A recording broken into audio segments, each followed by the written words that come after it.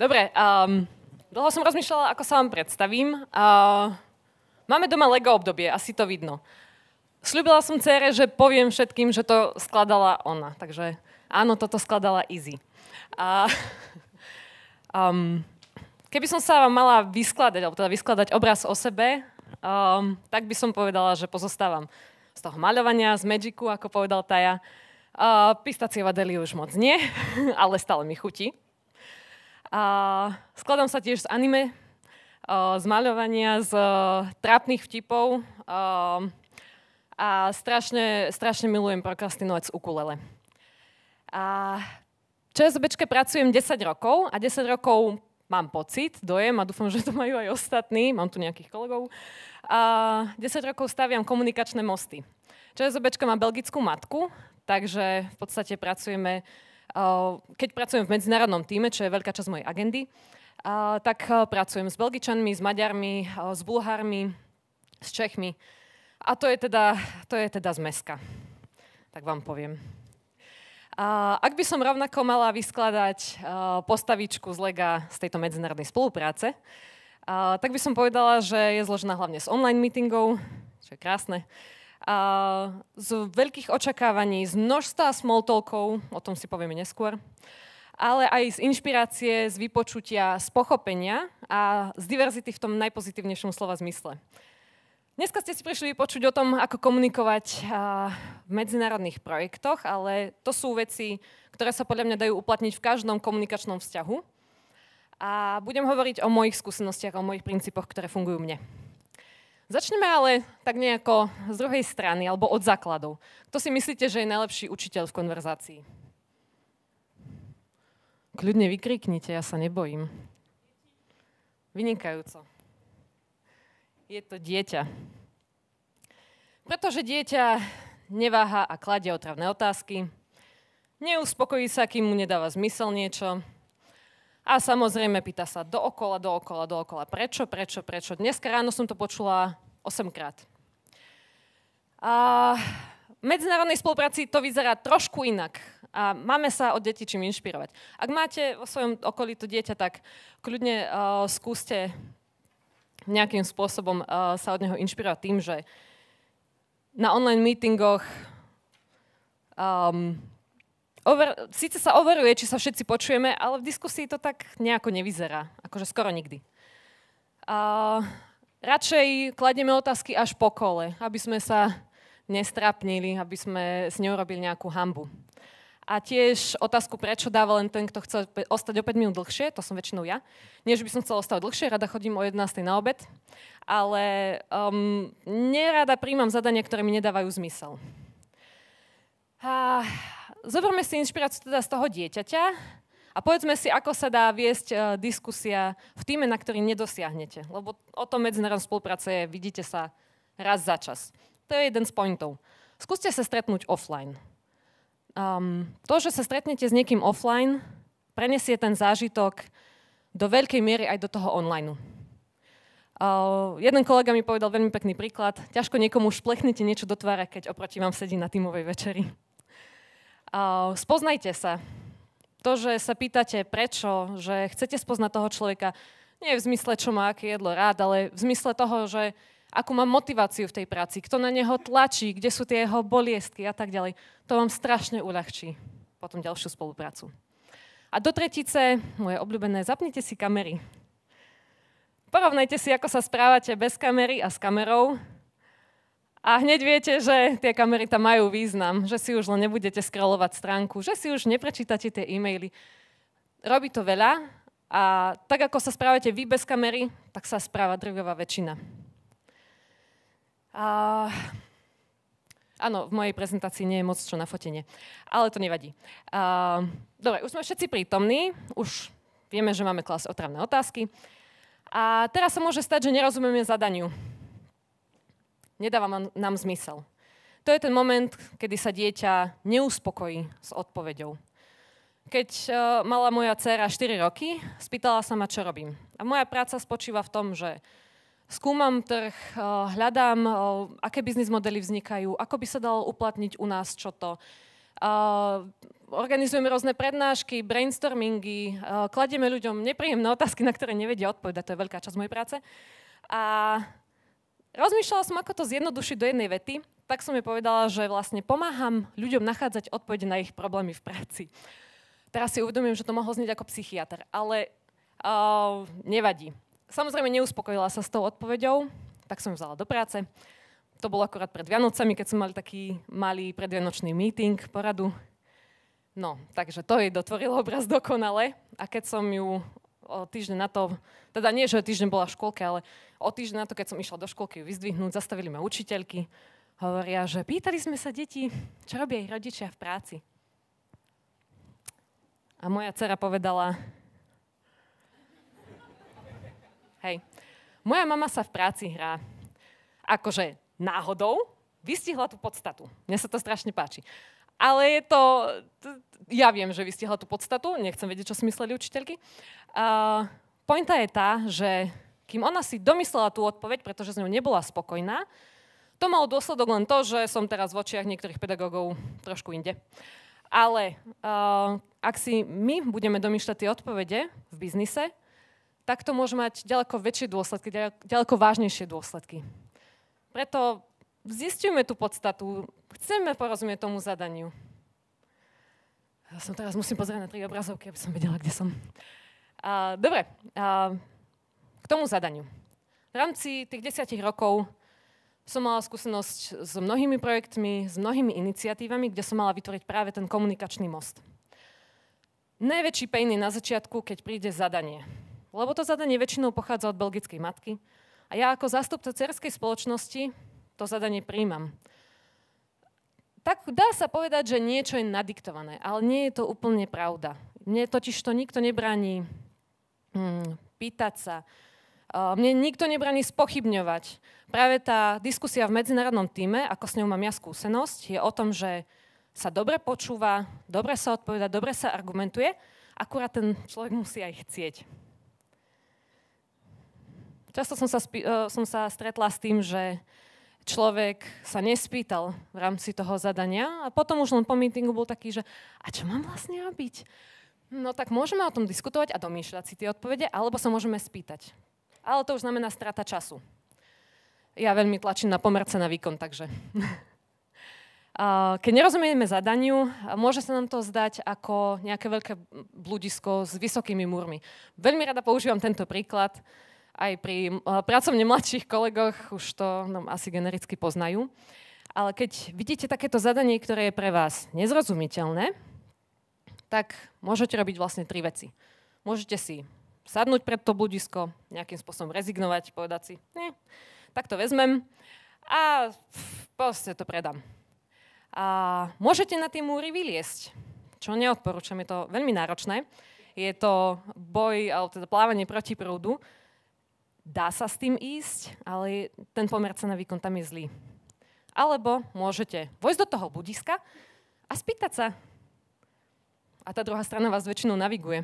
Prípadne, čo mám ja osobne veľmi rada, aby som našla ten kompromis, a k tomu sa dostaneme trošku neskôr, je nachádzať škáry v tých stenách. Pretože tie steny sú síce vysoké, ale nie sú kvalitne urobené väčšinou. To je to nekvalitné zadanie. Takže pýtajte sa. Kým vám to nebude dávať zmysel, pýtajte sa prečo, ako to malé dieťa, lebo práve to vás dovedie k tej správnej odpovedi. A tá druhá strana, aspoň z mojej skúsenosti, je ochotná odpovedať, akurát bez tých otázok nevie, že má. A mňa raz navigácia zaviedla na Čachtický zámok, na tom by nič nebolo, až na to, že ma zaviedla cez lesnú cestu. Išla som autom. A navigácia totiž predpokladala, že ja ako dospelý človek si viem skontrolovať, že mám dobre nastavené všetko. Nie. A mala som to nastavené, že chcem ísť akoľkoľvek cestou, akejkoľvek kvality. Tá navigácia sa ma nedokázala spýtať, nedokázala ma spochybniť. Ale my sa vieme pýtať, tak prečo to nevyužijeme? Mnohí ľudia to ignorujú. Myslíte na vašu cieľovku. Vaša cieľovka je tá, ktorej v konečnom dôsledku ponúkate ten komunikačný most. Ak je postavený nekvalitne, tá cieľovka po ňom neprejde. Ja dostávam zadania, ktoré vo väčšine vymýšľajú Belgičania. Ak si postavíte vedľa seba Belgičana, Slováka, Čecha, Maďara a Bulhara, čo sme nedávno spravili na služobke, nič nám nechutilo rovnako, len pivo. Ale akože to neuvaríme v rámci internej komunikácie ani v rámci nášho inovačného štúdia. A preto myslíte na tú cieľovku ešte predtým, než im dávate niečo ochutnať. Spýtajte sa, čo im chutí. Poznajte zadanie zo všetkých strán. To znamená to, že vám síce stačí, napríklad na internej komunikácii som sa s tým stretla, mne síce stačilo poznať to zadanie od interného klienta. Ale ako náhle som sa naučila, ako dlho musí ajťak, s ktorým som pracovala, stráviť tým, že vyrába stránku, ako dlho trvá vyrobiť nejaké LCDčko a podobne. Video, to o tom nemá páru klient. Tak až vtedy som zistila, že čo vlastne smiem sľúbiť a čo nesmiem sľúbiť, aby to bolo validné. Preto skúste spoznať to zadanie zo všetkých strán, hoci pre vás to bude možno na začiatku strata času, v konečnom dôsledku vám to ten čas veľmi ušetrí. Dobre, čiže vieme klásť otázky, vieme, že chceme, aby nám dávalo zadanie zmysel a teraz ešte chýba taká podstatná vec, rozumieť si navzájom, pretože už aj my máme veľký problém porozumieť si, a to hovoríme všetci po slovensky, s miernymi angliciznami. Robíme si malý test, aby sme vedeli, že porozumenie je mýtus. Budete dvíhať ruky, dúfam, že ste na to po obede pripravení, nemusíte vstávať. Dvihnite ruku, jednu ruku, aby som vás vedela rátať, haha. Dvihnite ruku tí, ktorí si myslia, že 3 bodky v konverzácii sú na uvoľnenie atmosféry. Vážne? Podľa mňa si toto myslia aj ostatní, ale sa hanbia. Dobre, teraz sa môžu postaviť a zdvihnúť ruky. Áno, budete aj vstávať, keďže ste v prvej úlohe zlyhali.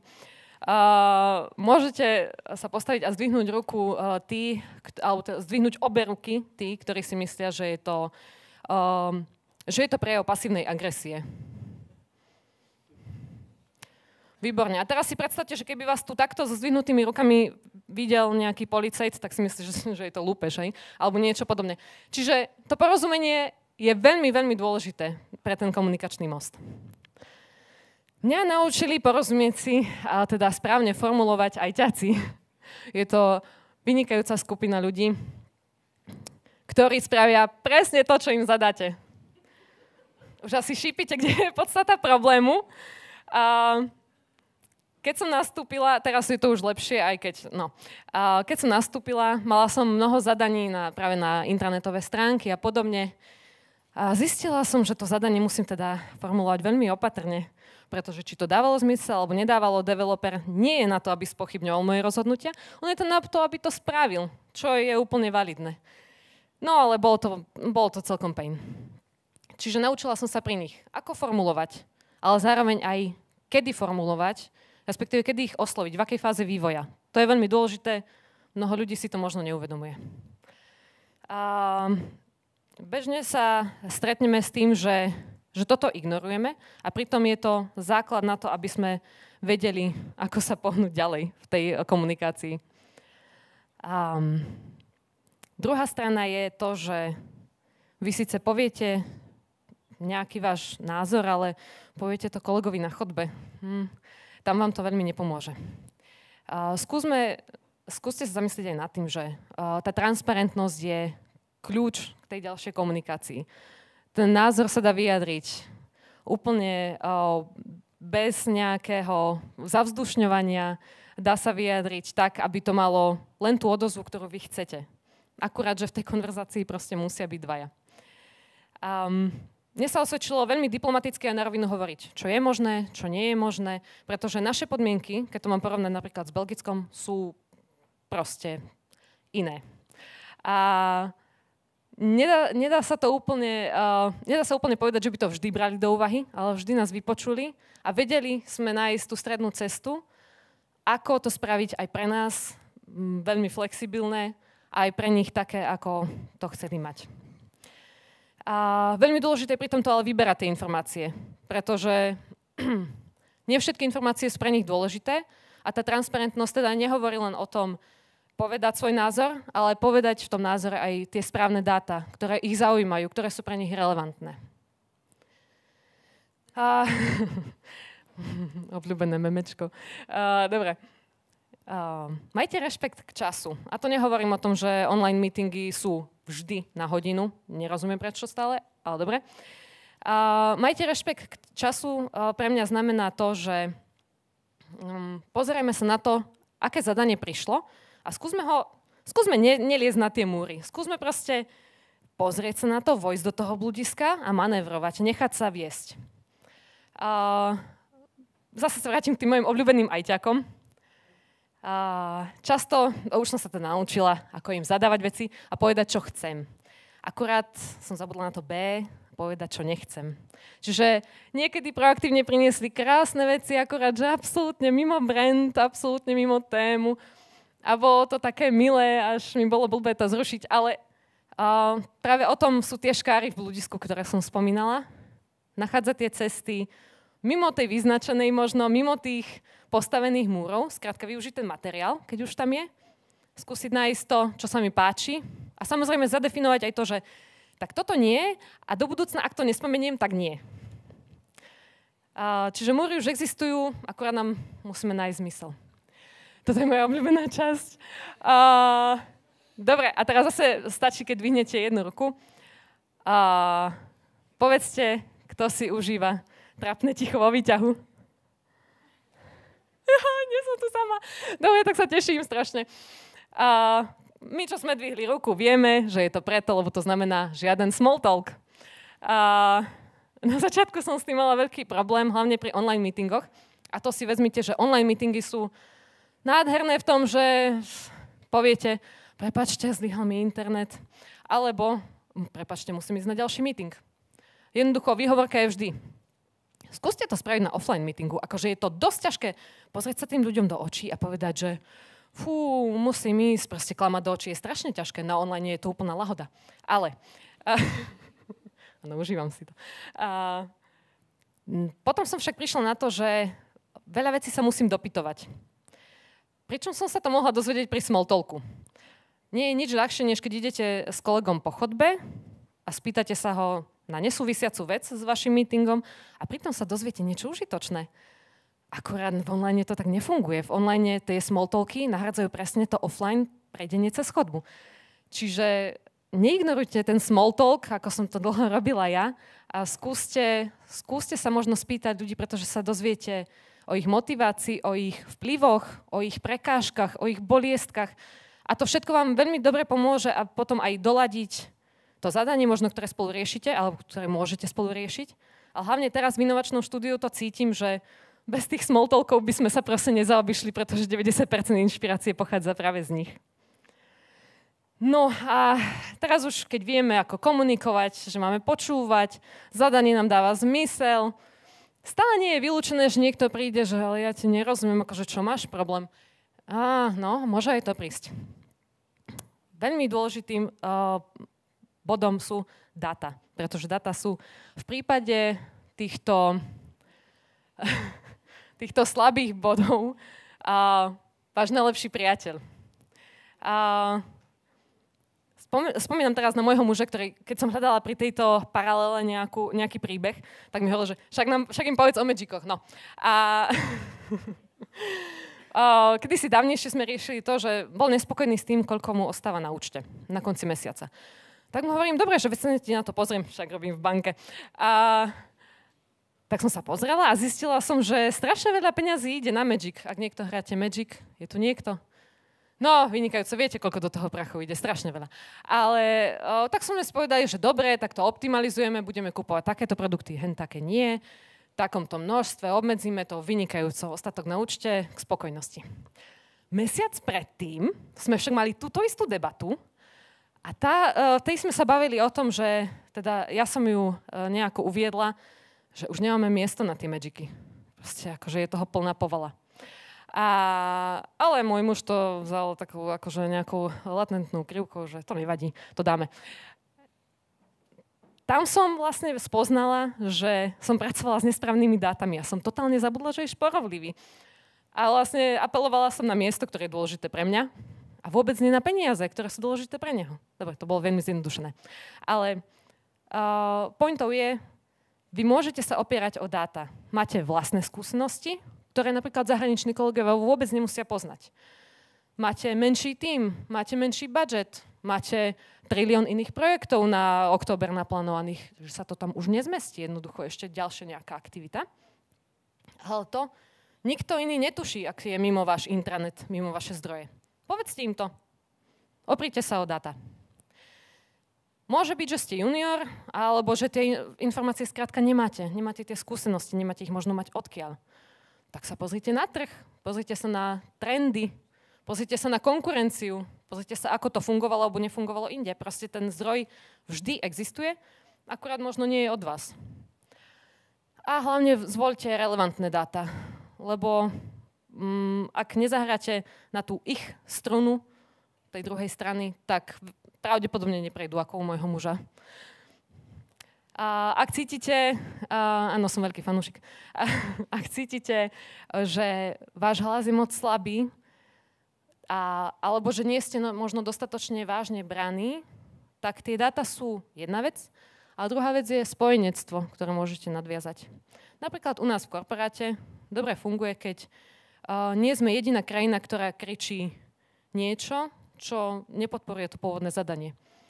Veľkú váhu vašim argumentom dá práve to, že nie ste v tom sám, vyznie to oveľa, oveľa objektívnejšie. No a dostávame sa do záveru. Nikdy som sa nebránila vyjadriť svoj názor, aj keď na začiatku to mohlo vyzerať trošku cholericky. Ale vtedy mi dala moja vtedejšia manažérka vynikajúcu radu. Hovorila: Zuzka, bez emócií. Vynikajúca rada. Pretože to si nesiem tých 10 rokov a strašne to pomáha v objektivite. Pretože to bez emócií práve znamená to, že neberiete veci osobne, čo si mnoho ľudí berie. Znamená to práve to, že dáte ľuďom napríklad na výber. Že dáte im dve možnosti, s ktorými ste aj vy OK. Nedáte im voľnú ruku, to nikto nechce, ale tí ľudia budú vedieť, že vy ste sa na to ich zadanie pozreli z vašej optiky, ale aj z ich optiky, že chcete nájsť to riešenie. To sú práve tie možnosti. Bez emócií tiež znamená pokojne, s rozvahou, jednoducho nevkladajte do toho, nezavzdušňujte sa, nedávajte tam viac, než je treba.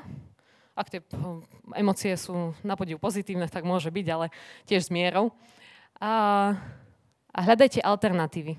To zadanie vždycky má niečo, na základe čoho vzniklo. Proste nezahadzujte to. Dobre, sme na konci, ja to ešte zhrniem, aby sme si poskladali ten komunikačný most. Kladte otázky, to vás fakt veľmi, veľmi ďaleko donesie. Po 5. prečo môžete dať pauzu, aby sa druhá strana nezbláznila. Zistite ten kontext, veľmi vám to pomôže spoznať problém zo všetkých strán, veľmi vám to pomôže odhadovať čas. Buďte transparentní, ale takisto vyberajte tie informácie, ktoré zdieľate. Vždycky myslíte na pomer cena výkon.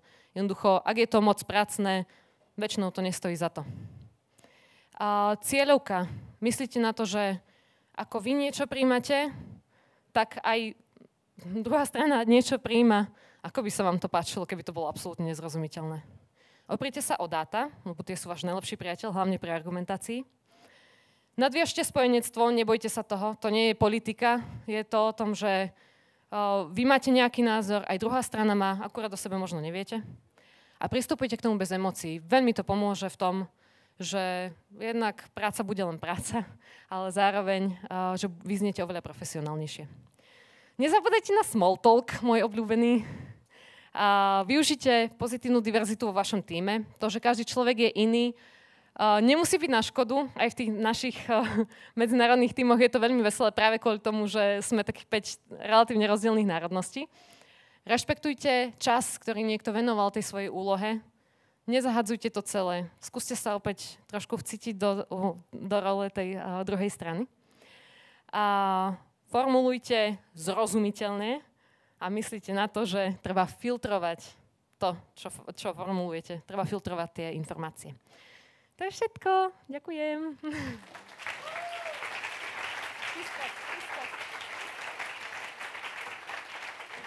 Ja som sa ani nenapila. Skoro standing ovation si tu mala.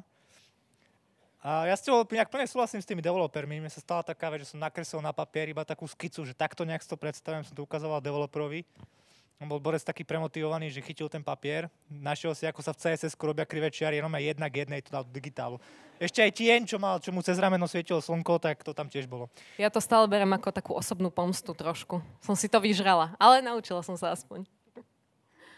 Dobre, poďme na tie otázočky, čo tu pribudli. Môžete samozrejme písať ďalšie, alebo hlasovať za tie, ktoré tu sú. Hneď prvá otázka, ktorá je tam aj najdlhšie, sa týka medzinárodných tímov a kultúrnych rozdielov. Že keď teda ten medzinárodný tím pravdepodobne bude poskladaný z rôznych kultúr, ako vlastne pracovať s týmto, aby nedošlo nejakému nepochopeniu alebo nedorozumeniu v tom kontexte tej kultúry? Veľmi dôležité je to spoznanie sa. Možno, ak je to možné, tak na začiatku si povedať, že čo kto ako vníma. A to som zabudla možno spomenúť aj v prezentácii, že to spätné overovanie, hlavne pri medzinárodných tímoch, je strašne dôležité. Ja ešte teda uprednostňujem nejaké písomné podklady, že takto sme sa dohodli, ale to už je zase osobná vec. Tam ide hlavne o to spoznanie sa. Nech vieme, že čo ako myslíme. Pretože napríklad Slováci sa vyjadrujú, povedzme, jednoduchšie, Belgičania zase strašne kvetnato, tam ani pán Boh nevidie z toho, že čo vlastne chceli. A tými otázkami práve vieme dojsť až k tomu, že aký bol ten pravý zmysel toho. Moja prvá rada, ktorú som dostala od kolegyne, ktorá ma zaučala, bolo, že keď budeš vidieť ten e-mail od Belgičanov, tak sa priprav na to, že tam budú popisovať hory, kvety, neviem, lesy, rieky a podobne.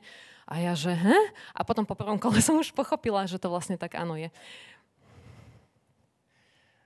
Padla tu taká otázka. Hovorila si, citujem, je dôležité vedieť, v ktorej fáze zapojiť programátora. Vieš toto dovysvetliť, čo si ty myslela? Na internej komunikácii som tvorila, alebo teda mala som na starosti aj komunikáciu napríklad produktov alebo hociakých eventov a podobne. A mnoho ľudí príde s tým, že mám takúto ideu, neviem už, ktorej prednáške to padlo, že máme malú budovu, potrebujeme naprojektovať väčšiu. Nie. Vy musíte zistiť, kde je problém najprv. A to je presne to, že ako náhle niekto príde už za programátorom, že mám problém, prosím ťa, potrebujem proste stránku nadizajnovať takto, aby tam boli 4 políčka, väčšie písmo tu musí byť, hore chcem veľké logo. Nie, preboha. Ja som ten most, ktorý práve slúži na to, aby ten biznis vedel dať zadanie, ja ho prefiltrujem a až následne to ide za tým programátorom, aby nedaj Bože nestvoril nejaké monštrum. Cítite taký hejt na programátorov, ale ja si myslím, že ty ja ich fakt milujem. Za ich schopnosť robiť veci tak, ako je to zadefinované, že pochopiť tomu, čo je zadefinované a spraviť to tak dôkladne. Ja viem, že je veľmi ťažko odčítať môj sarkazmus, ale ja naozaj programátorov milujem. Naozaj. Aspoň zistíme, že koľko je tu programátorov. Tak kľudne zahlasujte za tú otázku.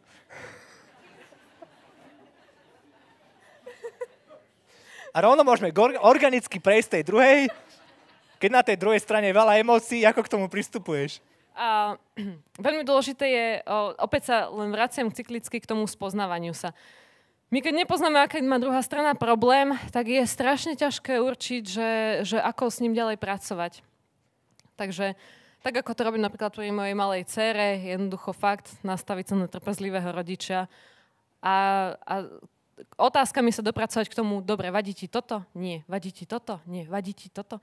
Skúsiť sa vcítiť do tej druhej strany. Ale ak je tam príliš mnoho tých emócií, tak je napríklad lepšie nechať druhú stranu najprv vychladnúť s tým, že môžeme jej dať vedieť, že OK, k tejto téme sa vrátime, ako náhle trošku to rozdýchame. Veľmi dobré je pristupovať k tomu presne bez tých emócií, pretože emócie to všetko len vypeckujú a to je v biznise na škodu väčšinou. Čiže povedala by som, že odstup od témy a trošku aj časový, možno aj priestorový odstup, ideálne, je najlepší. Dobre, posunieme sa na chvíľočku k bankovníctvu. Mala tu taká otázočka o lokálnych špecifikách na slovenskom trhu. Ako ich vlastne presadzujete, tieto špecifika? Poviem na začiatku, že nevždy sa to dá, ale nám proste fakt chodia tým, že tá belgická matka proste je, ten belgický trh je veľmi špecifický tým, že ľudia sú tam strašne ochotní. Oni tam radi chodia do ofisu, a radi robia, ja neviem, talentové súťaže, hlasujú o 106, proste sú tam inak nastavení. A my im len neustále, ako náhle príde takéto nejaké zadanie, ale talentová súťaž, to si vymýšľam, ale hej, ten level, tak my im proste len musíme vysvetliť, že s akou skupinou pracujeme my. A teraz, ak chceme rešpektovať ten čas, čo do toho zadania vložili, tak musíme hľadať cesty, aby to bolo dostatočne flexibilné a ušiteľné aj na nás. Čo nie je vždy ľahké, ale tak vtedy hľadáme práve tie štrbiny v bludisku. Ja neviem, zľavnenie z podmienok, alebo trošku akoby obmenenie tej úlohy. Nevždy sa to darí a je to väčšinou dosť ťažké, ale tak veľmi záleží, že čo tým chceme dosiahnuť. Ak je to strategická vec, tak tam sú tie štrbiny strašne úzke, tam sa ťažko akoby prispôsobuje vyslovene lokálne. Ale ak je to vyslovene softová vec, tak tam je to oveľa ľahšie. Veľmi konkrétne som odpovedala, viem. Ako špecialistka na inovácie v tomto sektore, čo ty považuješ že za nejakú najbližšiu inováciu, čo teraz príde, alebo na čom pracuješ aktuálne? To je prísne tajné, by som ťa musela zabiť. To som sa ja nepýtal. A kto to bol? Nejaký anonym. Ale priezvisko si nenapísal. Nájdi si ma potom. Dobre, máš nejakú obľúbenú techniku alebo spôsob, ako nastaviť mindset pre komunikáciu bez emócií, ktoré by to nejako vyhrotili? Mne pomáha dýchať, ale veľmi pomáha, keď v rámci tej diskusie pomenujeme ten problém. Jednoducho, väčšina tenzie vzniká z toho, že ja mám nejaký problém, není pomenovaný a ty ma proste nechápeš. Čiže ako náhle by si napríklad ty pomenoval, že OK, vidím, že rozumiem, že si nervózna, tiež to mám takto za sebou. A hneď je tam tá úroveň komunikácie trošku iná, trošku empatickejšia. Čiže ak vyjadríme empatiu bez toho, aby sme boli blahosklonní, tak to je podľa mňa taký ten nastavený mindset, kde chceme možno začať. Potom sa aj ten človek odrazu správa úplne inak a odrazu je ochotný s nami diskutovať. Ale nie je to úplne tak, že ty útočíš, ja útočím, poďme si to pingať. To nie je úplne ono. Takže pravý opak. Dobre, kľudne ešte píšte otázky. Zatiaľ pozdravujem 28. Mám rada gify, áno. 28 programátorov pozdravujem. Ty si ohúrila sa ľudí tým Officeom. Tu bola taká poznámka. Ja viem, ja som to pôvodne chcela spraviť len z Officeu, ale hovorím si, že to bude akože moc jednotvárne. Ale hej, no, na budúce. Dobre, máme ešte nejaké otázočky?